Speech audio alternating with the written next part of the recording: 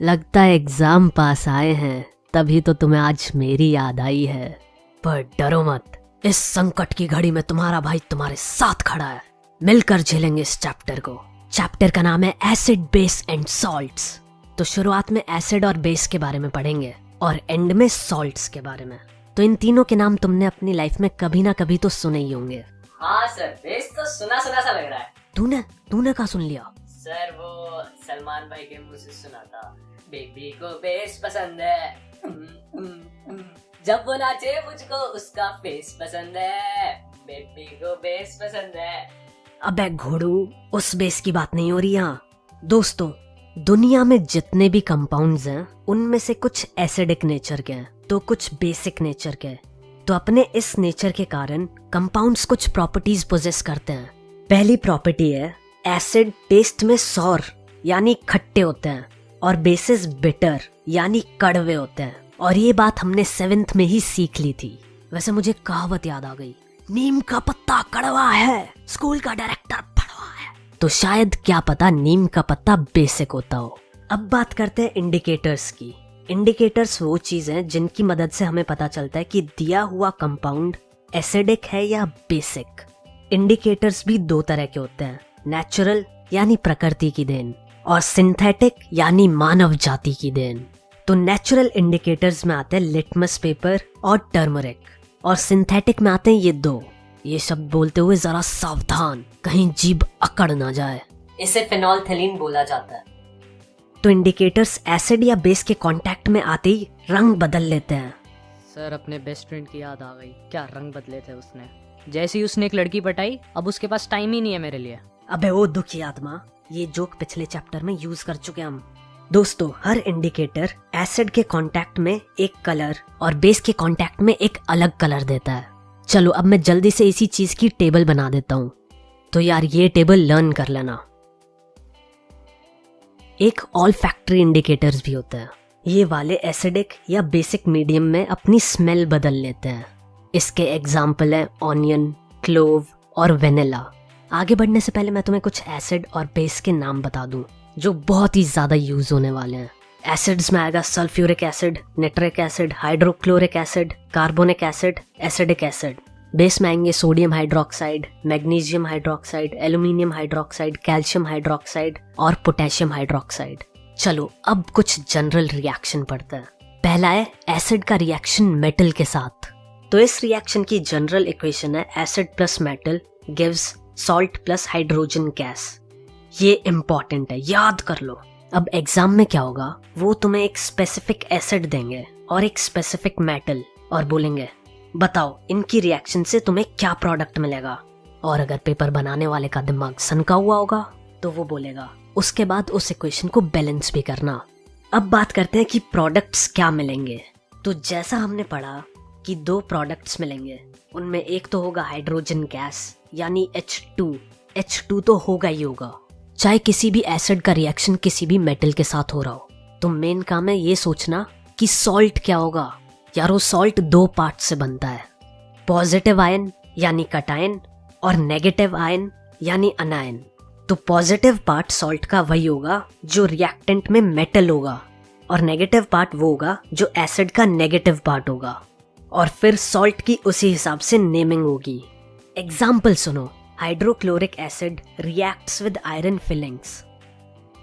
तो यारो इसकी इक्वेशन बनेगी HCl plus Fe gives FeCl2 plus H2। Salt समझ आ रहा है ना कौन सा बना? यहाँ पर मेटल था Fe जो कि हो जाएगा हमारा सॉल्ट का पॉजिटिव आयन, और एसिड का अनायन हमारे सॉल्ट का भी अनायन बन जाएगा, और इसीलिए हमें FeCl2 मिला। चलो एक और देखते हैं, sulphuric acid reacts with aluminium powder. तो यारो इसकी इक्वेशन होगी H2SO4 plus Al gives Al2SO4 whole 3 plus H2। इधर भी सॉल्ट मेटल और एसिड के नेगेटिव पार्ट से बना। और भाई साहब अगर हाइड्रोजन गैस लिखना भूल गए तो आधा मार्क्स भी भूल जाना। एक चीज और, जब साइंटिस्ट लोग एसिड और मेटल का रिएक्शन करवा रहे थे तो उन्हें कैसे पता चला कि हाइड्रोजन गैस लिबरेट हो रही है? तो H2 की एक खास बात है जिससे H2 गैस की प्रेजेंस टेस्ट होती है, और वो ये है कि it burns with a pop sound. यानी जब हाइड्रोजन गैस फायर के कांटेक्ट में आएगी तो पट पट पट पट की आवाज आएगी। ऐसी आवाज तब भी आती है जब हम सर्दियों में किसी मासूम पर कोट डालकर उसे पीटते हैं। तो यारो कभी कभी ये भी पूछ लेते हैं कि which gas liberates when acid reacts with metal, तो बोलना H2। और फिर दूसरा क्वेश्चन होगा what is the test of presence of this gas, तो बोलना it burns with a pop sound. जहां गैस निकल रही है वहां कैंडल जला दो, वरना सुट्टा मारते हो तो लाइटर भी होगा।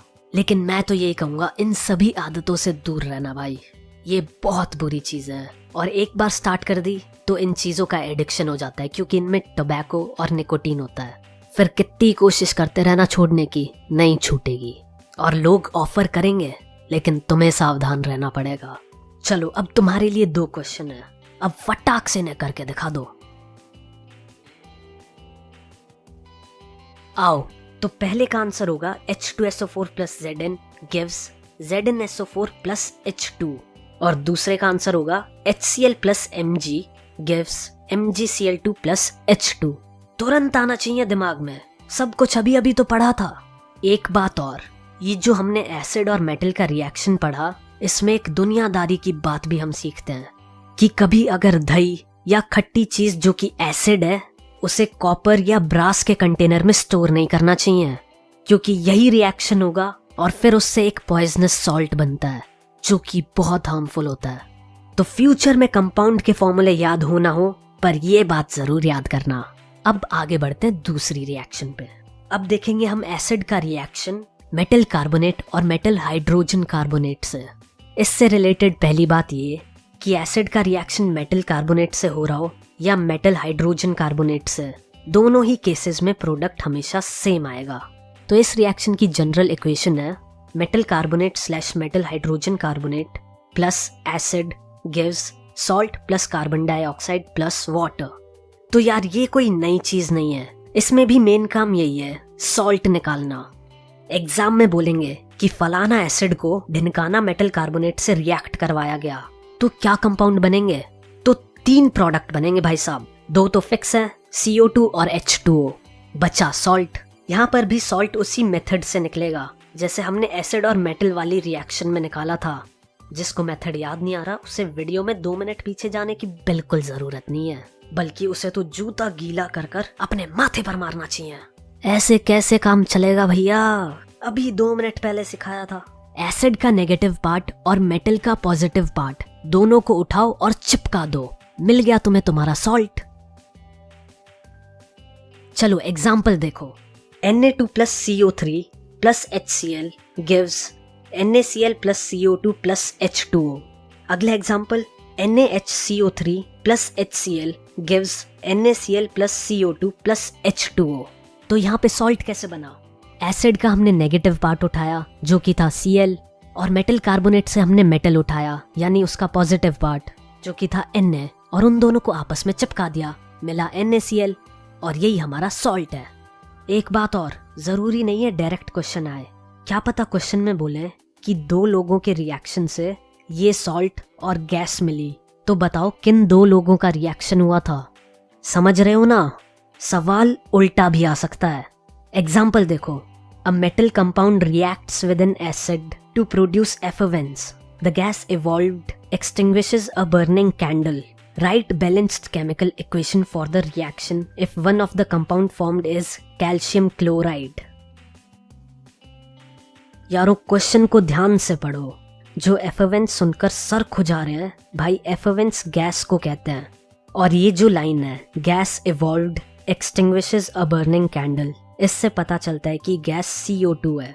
या फिर वो इसकी जगह ये भी कह सकते हैं this gas turns lime water milky, तो इससे भी समझ जाना कि गैस CO2 है। और क्योंकि CO2 निकली है तो इसका मतलब मेटल कार्बोनेट वाली रिएक्शन हुई है।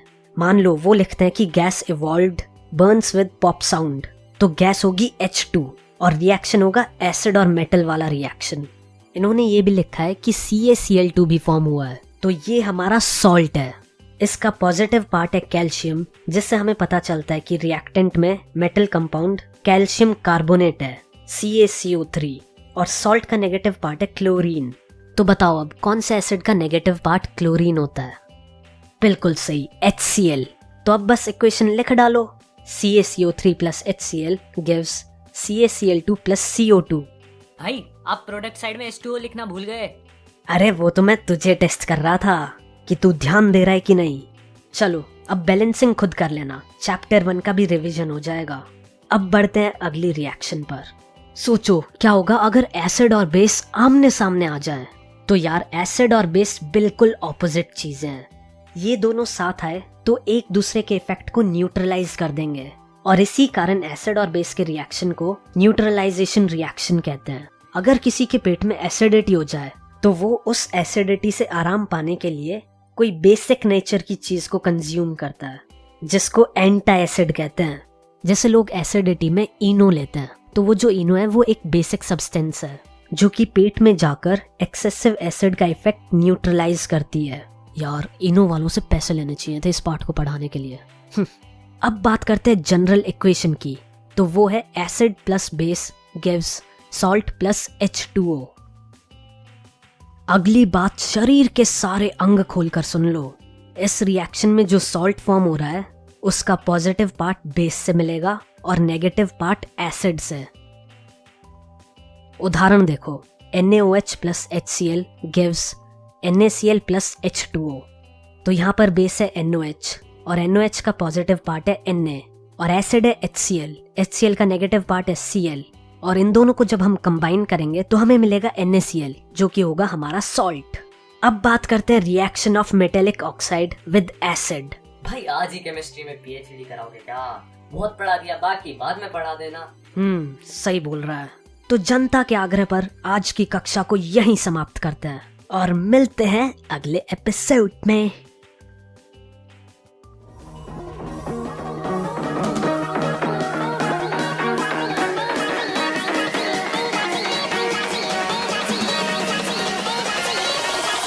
Crack it.